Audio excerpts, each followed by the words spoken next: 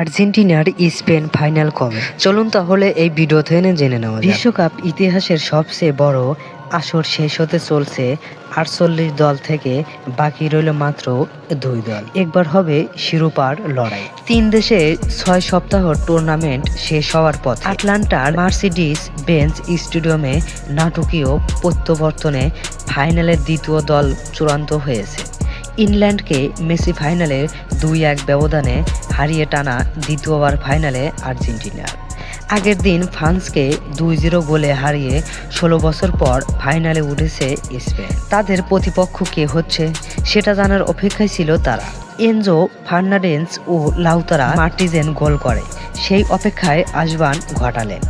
আগামী 19 জুলাই বাংলাদেশ সময় দিবাগত রাত 1টায় নিউ ইয়র্কের নিউ জার্সির মেটলাইফ স্টেডিয়ামে হবে শিরোপার লড়াই। ইতালি ও ব্রাজিলের পর দ্বিতীয় দল হিসেবে টানা 2টি শিরোপা জয়ের জন্য নামবে আর্জেন্টিনা। আর 2010 সালের পর প্রথম ও নিজেদের দ্বিতীয় ট্রফি জয়ের মিশনে স্পেনের।